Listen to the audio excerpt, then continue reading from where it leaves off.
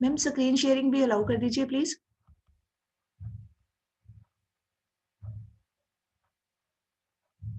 Screen sharing का उसमें नहीं आता, स्क्रीन शेयरिंग आप खुद, मैं आपको होस्ट करती हूँ, हाँ, आप खुद सेटिंग करना। आप होस्ट का बना दो मुझे, फिर मैं देख लेती हूँ। अलाउ रिकॉर्डिंग हो जाती है इसमें? हाँ जी, हाँ जी, हाँ।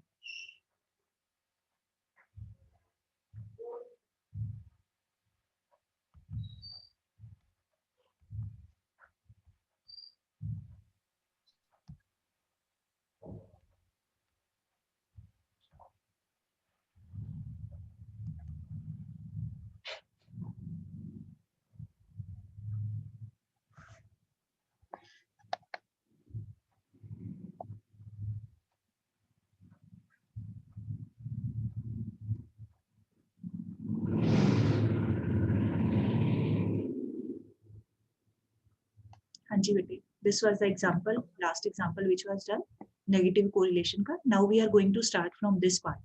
This is on the basis of proportion. Okay, तो first type is you can write down linear correlation, first subheading. You can write the definition.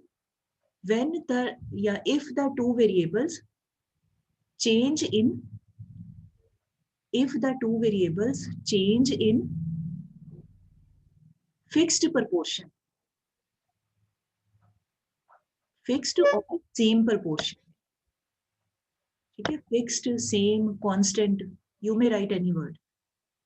When two variables change in a given fixed or same or constant proportion, then it is called linear correlation. ठीक है, now let us see how is it possible. Let us take example of two variables. Suppose we have x variable and y variable. ठीक है, तो x की value है, suppose this is imaginary value. ठीक है, we have taken 5. फिर next ले लिया, इधर y की value we have taken, in this example I have written 10. तो ये 5 और 10 हमने एक बार बिगनिंग में डिसाइड कर लिया. ठीक, अब इसके बाद now you see next value 10, 15, 20 और इधर से हो रहा है 10 के बाद 20, 30, 40. अब आप ध्यान से अगर ऑब्जर्व करो तो यहाँ पर क्या रिलेशन बन रहा है, 5 और 10 का गैप चलेगा जो बिगनिंग में एक बार डिसाइड किया हुआ है. तो यहाँ 5 का गैप आ गया, 5 के बाद 10 आ गया, यहाँ 10 का गैप 20, फिर अगेन 5 का गैप, यहाँ पर 10 का गैप, फिर अगेन 5 का गैप, फिर 10 का गैप. मतलब हर बार 5 और 10 के गैप से, और इसको अगर थोड़ा क्लैरिफाई करें, 5 और 10 को अगर डिवाइड भी कर दे तो 1:2 ये प्रपोर्शन बना है ना. तो 1:2 का प्रपोर्शन है, या 5 to 10 का प्रपोर्शन ऐसे भी बोल सकते हो.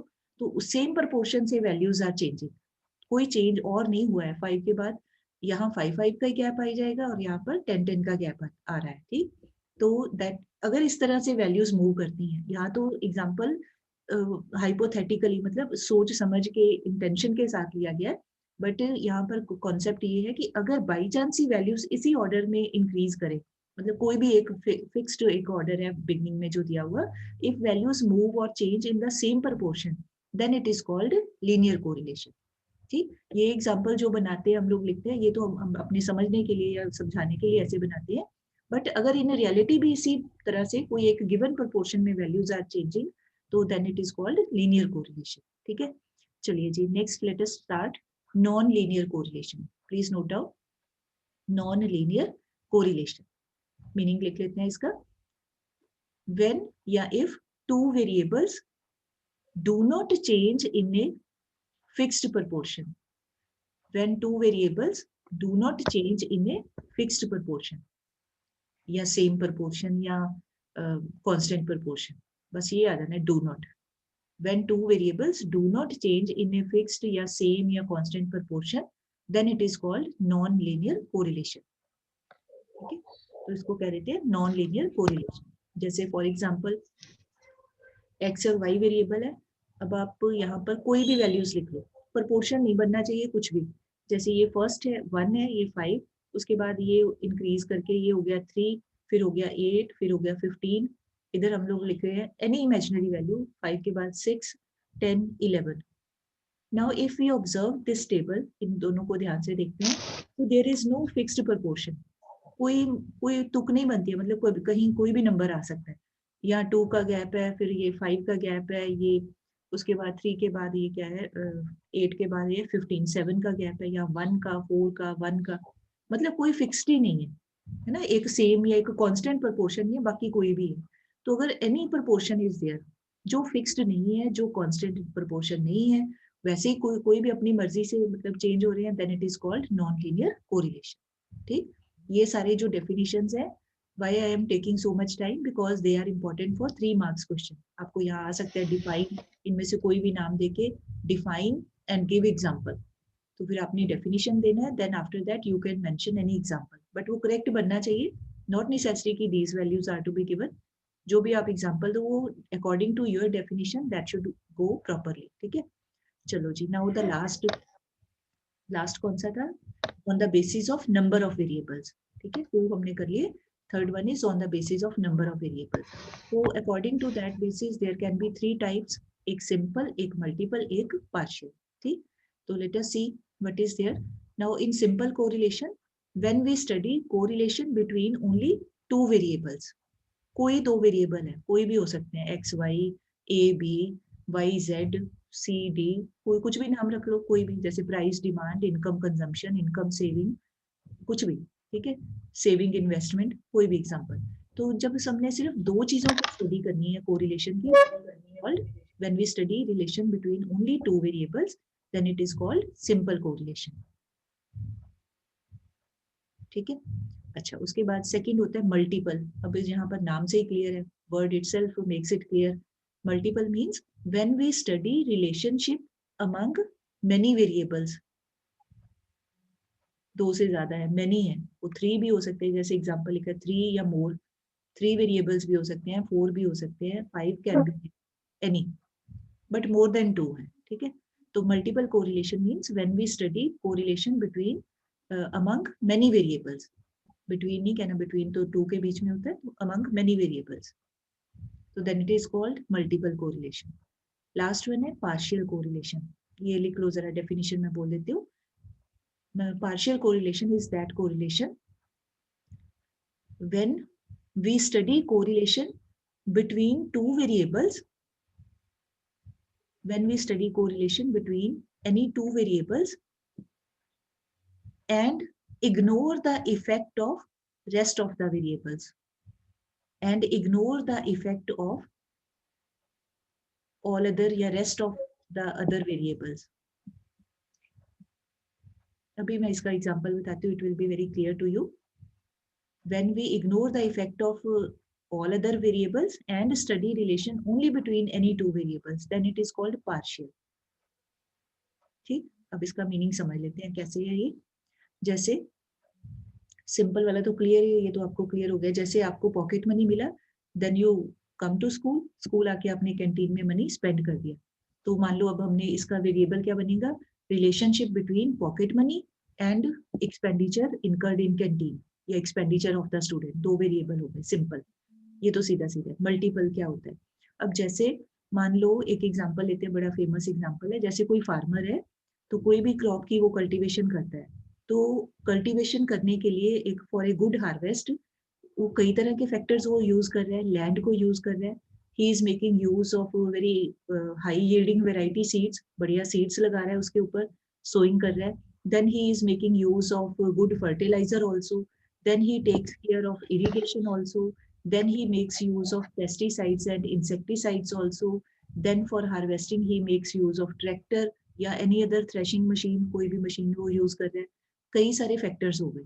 मतलब एक बढ़िया ट्रैक्टर तो चलो बाद की बात है, कटिंग के लिए तो बाद की बात है, बट अदरवाइज क्रॉप के लिए he is using good quality of soil, बढ़िया उसकी फर्टाइल लैंड है, अच्छे सीड्स हैं, बेटर उसके पास फर्टिलाइजर है, बेटर वो इरिगेशन का भी अरेंजमेंट कर रहा है, पेस्टिसाइड भी उसका स्प्रे कर रहा है, इंसेक्टिसाइड्स भी यूज कर रहा है, सारी मतलब he is taking care of all the things which will be helping him to get a good crop, good harvest, सब चीजें उसकी मदद करेंगी। तो इसका मतलब उस अब मान लो सीजन खत्म हो गया, हार्वेस्टिंग हो गई, तो he has got a good crop, अच्छी फसल हुई उसकी। तो अब वो अच्छी फसल होने के पीछे कोई एक कारण नहीं है कि सिर्फ उसकी जो लैंड की क्वालिटी बढ़िया थी इस करके बढ़िया क्रॉप हो गई। उस गुड हार्वेस्ट के पीछे so many reasons are responsible, जो भी नाम बोले मैंने, फर्टिलाइजर, स्प्रे, इरिगेशन, फार्मर का हार्डवर्क, अच्छी क्वालिटी की लैंड, सब चीजें रिस्पॉन्सिबल है। तो इसका मतलब अगर हमने रिलेशन स्टडी करना हो कि what is the relation among all these factors, तो सभी का इकट्ठे ही स्टडी करना चाहिए कि due to good combination of all these factors the farmer has been in a position to get a good harvest. ठीक, तो सबका ही रिलेशन स्टडी करेंगे। तो ऐसे जब हम स्टडी करते हैं तो then it is called multiple correlation. एक और एग्जांपल लेते हैं, आपका अपना एग्जांपल। जैसे मान लो आपके एग्जाम होते हैं, मान लो क्या होते ही हैं, तो एग्जाम होते हैं आपके, तो उन एग्जाम्स में यू गेट गुड मार्क्स, आप हार्डवर्क करते हो, गुड मार्क्स, तो आपको जी बस मेरे नंबर तो मेरे ही मेहनत के करके आए हैं, मेरे ही हार्डवर्क के करके आए हैं, और तो किसी ने कुछ नहीं किया, तो दैट इज रॉन्ग इन ए वे। अब आप ध्यान से अगर ऑब्जर्व करें तो आपके गुड मार्क्स के पीछे मेनी रीजंस आर रिस्पॉन्सिबल। अब वो कौन से रीजंस हैं? योर पेरेंट्स नंबर 1 के ऊपर, they are making arrangements of all the things which are required for your study. They are sending you to a good school, they are paying fee, they are making arrangement of your uniform, books, pen, pencil, stationery, they are providing you a good environment. जब आप पढ़ते हो तो ध्यान रखते हैं कि शोर शराबा ना हो, आपको डिस्टर्बेंस ना हो, आपको टाइम पे उठाते हैं, आपका खाना पीना बना के देते हैं, they take care of your clothing, everything is taken care of by your parents. ये सारा कुछ जब आपको एक पीछे से पॉजिटिव एनवायरनमेंट मिलता है, तब जाके आप अच्छी सी स्टडी कर सकते हो। अगर इमेजिन करो आपको बुक्स ही ना मिले, आपको पढ़ने लिखने का सामान ही ना मिले, आपको अच्छे स्कूल में भेजा ही ना जा सके, स्कूल अच्छा क्या बुरे स्कूल में भी भेजने की लायक की हिम्मत ना हो पेरेंट्स में, तो फिर I don't think any one of us will be able to study. Good marks की तो बात दूर की बात है, ठीक है। तो इसका मतलब हमारे अच्छे नंबर्स के पीछे, मार्क्स के पीछे ये सारे फैक्टर्स ने काम किया। तो if we study all these factors, care of parents, care of school, good studies, environment, books available, availability of books, uniform, everything, lunch, clothes, uniform, सब कुछ। When we study all these variables, तो हम कहेंगे भाई जी this is a multiple variable, multiple correlation, कई सारे factors हैं, ठीक। तो जब हम सारे फैक्टर, कोई भी चीज हो सकती है, अभी तो मैंने ये स्टडी का एग्जांपल लिया है फार्मर का, आप कोई भी अपने लाइफ में एग्जांपल देख सकते हो, इंडस्ट्रीज में भी ऐसे ही होता है, सारी चीजें इकट्ठे काम करती हैं। तो when we study all variables तो उसको कह दिया जाता है मल्टीपल कोरिलेशन, ठीक। अच्छा, अब इसी में थर्ड होता है पार्शियल। पार्शियल का मतलब है कि वेरिएबल्स तो बहुत सारे हैं, किसी भी काम को होने के पीछे बहुत सारे वेरिएबल्स काम करते हैं, बहुत सारी चीजें, फैक्टर्स काम करती हैं। बट अगर हमने एट ए टाइम हम बाकी सब चीजों को थोड़ा पीछे कर दे, उनको थोड़ा सा साइड लाइन कर दे, और at a time we want to study relation only between two variables, बस दो के बारे में हम बात करना चाहते हैं, बाकियों को थोड़ा सा पीछे करना चाहते हैं, तो अगर हम इस तरह से करते हैं तो then it is called partial. जैसे फॉर एग्जांपल, अभी एग्जाम का आपका स्टडी का एग्जांपल लिया, मान लो फॉर द टाइमिंग आप चाहते हो कि ये स्टडी करना कि आपने कितने आवर्स आपने पढ़ाई की और आपके कितने मार्क्स आए, ठीक है, क्वांटिटेटिवली आपने कितने घंटे पढ़ाई की और उसका रिजल्ट क्या हुआ कि आपके कितने नंबर, बढ़िया नंबर आए, आपने ज्यादा पढ़ाई की, 2 घंटे लगाए डेली इकोनॉमिक्स को, मान लो आपके नंबर बढ़िया आ गए। आप कम टाइम लगाते हो, 5 मिनट लगाते हो, नंबर भी 5 ही आए, ज्यादा आए ही नहीं, है ना। बिल्कुल नहीं पढ़ाई की, 0 टाइम डिवोटेड, 0 नंबर, 0 मार्क। तो इसका मतलब हो गया कि आपने बाकी चीजों को पीछे छोड़ दिया, स्कूल को, पेरेंट्स के हार्डवर्क को, उनके पॉजिटिव एनवायरनमेंट को, फीस को, बुक्स को, सब चीजों को पीछे छोड़ के now you are studying only between relation between the time devoted and the marks obtained. Are you getting my point?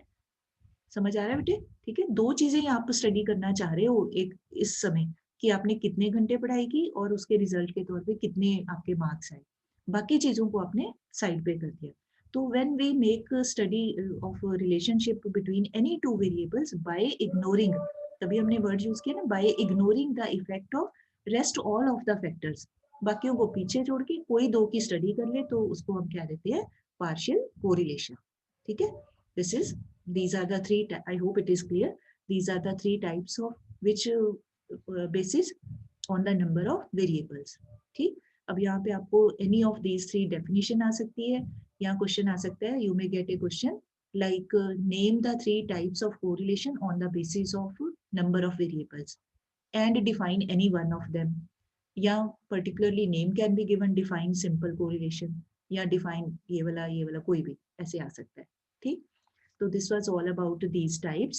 Next step, now you please see in your book, there is one heading, degree of correlation. उसका मैंने slide नहीं बनाई हुई है, वो मैं वैसे ही बता देती हूँ। डिग्री ऑफ कोरिलेशन, उसमें देखिए जरा, नंबर फर्स्ट है परफेक्ट कोरिलेशन, ठीक है। परफेक्ट कोरिलेशन, आगे लिखा है perfect positive and perfect negative. Very simple, इसमें कोई याद करने वाला भी कुछ नहीं है। आगे this is mainly related to the answer of the numericals, वो हम आगे करेंगे। इसका मतलब ये है कि when we solve the question with the help of the given method, तो अगर हमारा क्वेश्चन का आंसर आ जाता है 1 यूनिटी, 1 2 3 वाला 1, अगर हमारा आंसर आता है सारी कैलकुलेशन के बाद में 1, तो हम कहेंगे कि देयर इज परफेक्ट कोरिलेशन, ठीक है। अब वो 1 अगर तो प्लस का 1 है, पॉजिटिव में आता है 1 प्लस है, प्लस 1 है, तो उसको कह देते हैं परफेक्ट पॉजिटिव। अगर हमारा आंसर सोल्यूशन निकालने के बाद हमारा आंसर आता है -1, तो कह देंगे परफेक्ट नेगेटिव या परफेक्टली नेगेटिव कोरिलेशन, ठीक है। ये सारा जो है ना, ये आपको कोई याद नहीं करना है, ये साथ में जब न्यूमेरिकल्स करेंगे तो ये अपने आप ही क्लियर होता जाएगा। Means if we get the correlation equal to +1, so then it is called perfectly positive correlation. If our answer comes out to be -1, then we call it perfectly negative या perfect negative correlation, ठीक। अच्छा, उसके बाद है second है absence of correlation.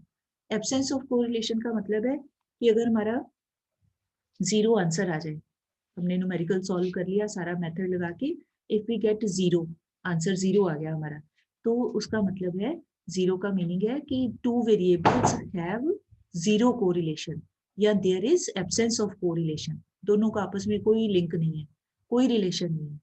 जैसे एक इसका बढ़िया सा एग्जांपल लेते हैं, number of hours devoted by Himani and Kashvi to their studies, क्योंकि मेरी स्क्रीन पे I am able to see these two girls. Himani and Kashvi कितने घंटे पढ़ाई करती हैं, और श्रीलंका में कोई आदमी कितने कप कॉफी पीता है। अब बताओ, दोनों चीजों में कोई लिंक है? इंडिया में, पंजाब में, फगवाड़ा में बैठ के ये दोनों गर्ल्स कितने घंटे पढ़ाई करती हैं, इकोनॉमिक्स पढ़ती हैं, और श्रीलंका में बैठ के वहां पर कोई आदमी कितने कप कॉफी पीता है, मजा लेता है।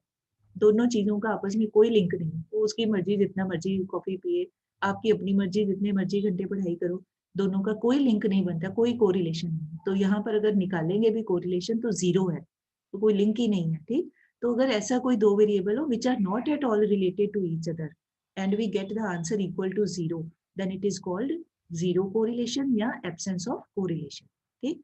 उसके बाद थर्ड वन है जो मेन है, that is limited degree of correlation. Limited में फिर आगे उन्होंने 3 पार्ट्स बनाए हुए हैं, हाई, मॉडरेट एंड लो, ठीक। अब इसका मतलब क्या है? इसका मीनिंग ये है, अगर हमारा न्यूमेरिकल जब हम सॉल्व करेंगे उसका आंसर आता है 0.75 से लेकर के 1 के बीच में, ठीक है। 0.75 से लेकर 1 के बीच में if we get the answer, तो वी विल से कि देयर इज हाई कोरिलेशन। वो पॉजिटिव भी हो सकते हैं, नेगेटिव भी हो सकते हैं, we will say high correlation. अगर हमारा आंसर आता है 0.25 से लेके 0.75 के बीच में, आई एम रिपीटिंग, 0.25 से लेके 0.75 के बीच में, then it is called moderate correlation, ठीक। दिया हुआ है नीचे, एक टेबल दिया हुआ है, वहीं से आपको याद हो जाएगा। 0.25 से लेके 0.75 के बीच में if we get the answer, चाहे पॉजिटिव हो नेगेटिव हो, वो उसका कोई फर्क नहीं पड़ता, वो साथ में हमने पॉजिटिवली नेगेटिवली लिखना होता है। बट अगर हमारा कोएफिशिएंट आंसर इसके बीच में आता है, तो देन वी विल से कि देयर इज मॉडरेट कोरिलेशन, ठीक। और अगर हमारा सारा न्यूमेरिकल सॉल्व करने के बाद if we get the answer equal to in between 0 से 0 तो नहीं होगा, मतलब 0 से ऊपर, 0 पर बोलने में ऐसे ही बोल देते हैं, 0 टू 0.25, उसके बीच में आंसर आता है तो हम कहेंगे लो correlation.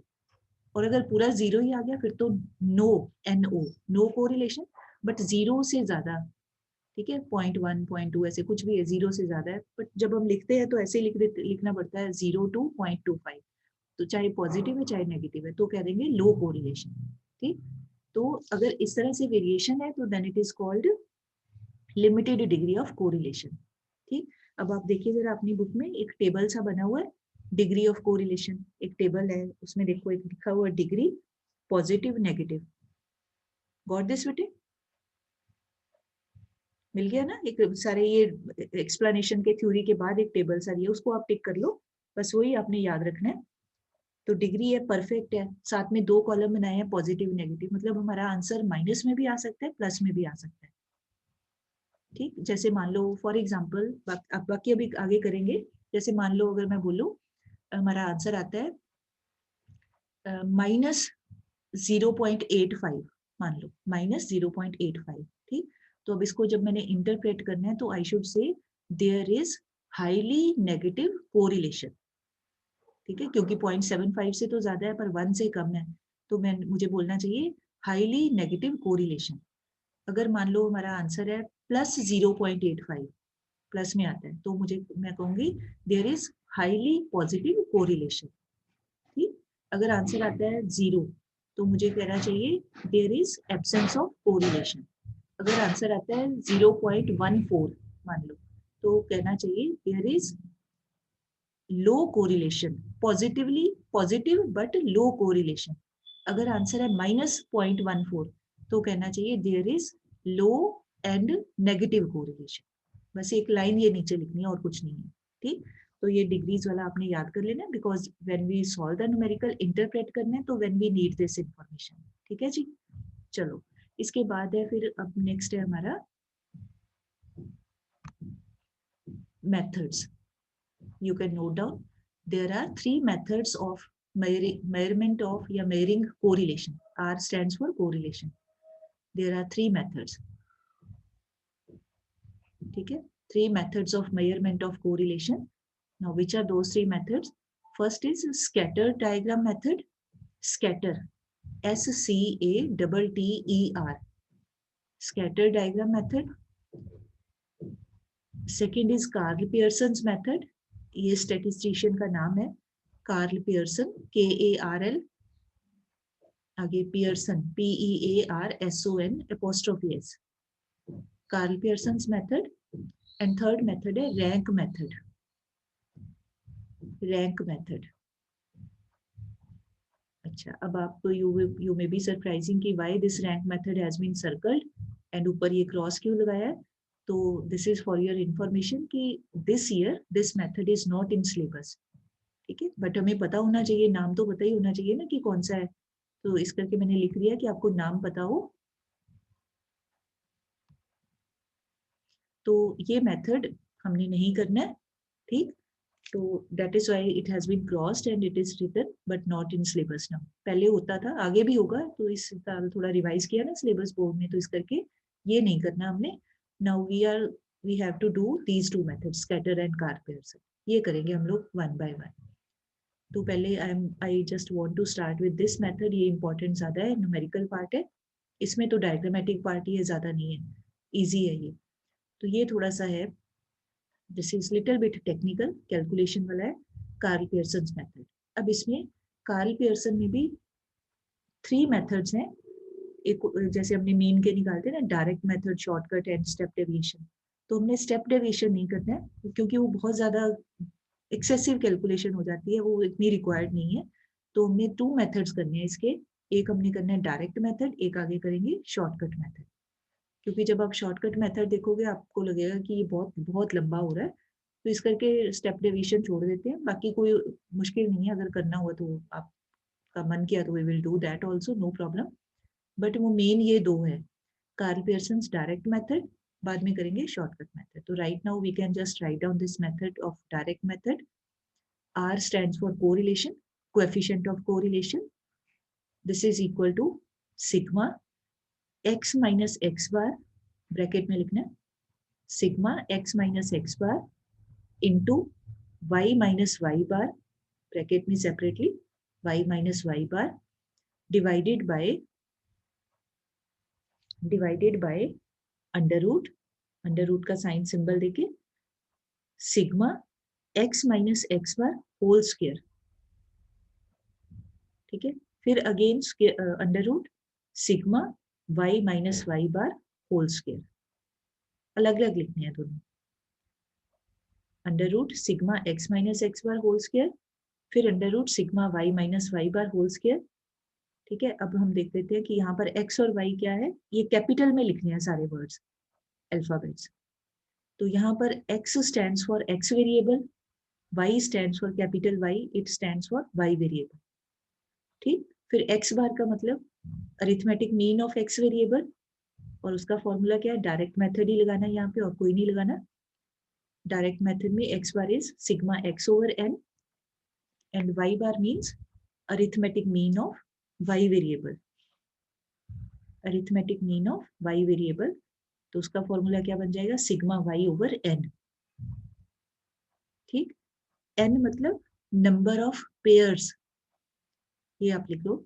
n means small n means number of pairs, PAIRS, pairs. ठीक है, I hope it is clear. x और y का मतलब बुक्स में, कई बुक्स में, अपनी बुक में भी लिखा होगा स्मॉल एक्स वाई लिखा है, तो वो स्मॉल एक्स वाई वाला फॉर्मूला आप नहीं लगाओ. लेट मी सी ऑल्सो, आप चेक करो जरा अपने बुक में, आप देख सकते हो कार्ल पियर्सन फॉर्मूला. ठीक है, वहां पर लिखा हुआ है.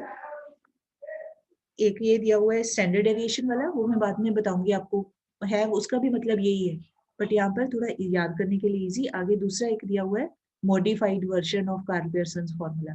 वहां लिखा हुआ है small x y sigma divided by square under root sigma small x square into sigma small y square. फिर आगे उन्होंने दिया स्मॉल एक्स मतलब x minus x bar, small y मतलब वाई माइनस वाई बार. तो अब होता क्या है, बच्चे जहाँ पर आप में से बहुत सारे बच्चे स्मॉल एक्स वाई लिख लेते हैं, but they are not clear कि वो स्मॉल एक्स किस बात के लिए है, या small y stands for what.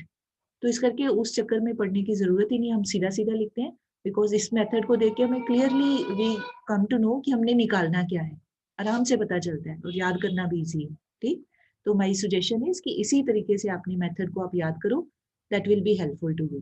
ठीक, चलो जी, अब हम एक क्वेश्चन स्टार्ट कर लेते हैं. अभी टाइम तो वैसे हो गया है, we may not be able to do complete that question, but anyhow values लिख लेते हैं जितना हो गया.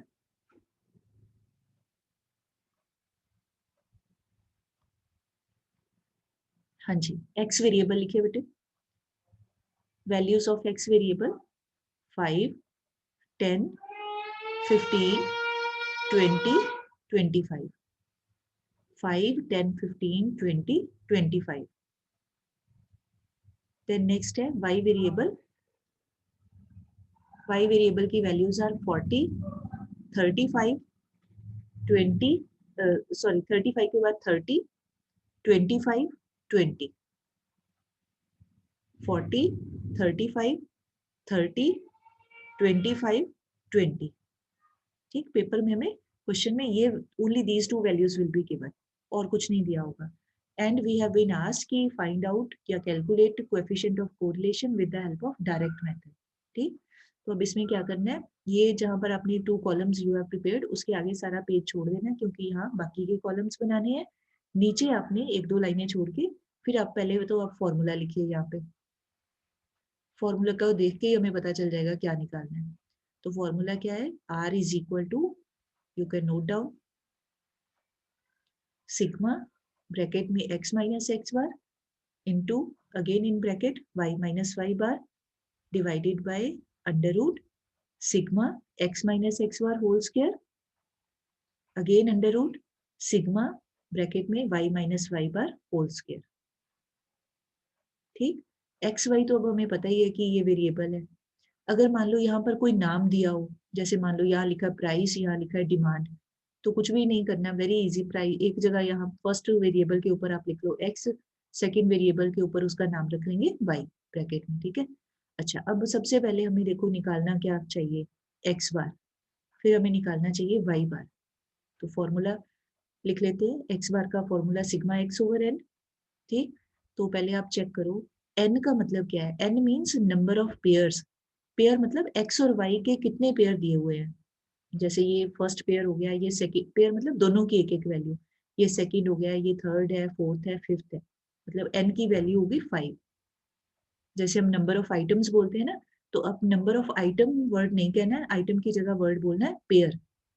गिन लेना भी कितने पेयर है, 5 पेयर है, तो n हो गया 5. After that find out sigma x, just add all the values of x. तो अगर हम इसको आप चेक कर लो बेटे, I may also be wrong in the calculation, check कर लो.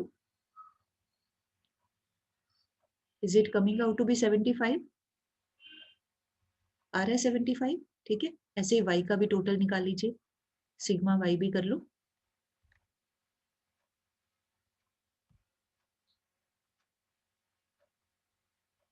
पूरा क्वेश्चन अगर ना भी हुआ सॉल्व, बीच में बंद हो गई मीटिंग, तो कोई बात नहीं, tomorrow we will complete it, ठीक है। तो y का भी टोटल करके according to my total it is coming out to be 150, यही है, हाँ 150।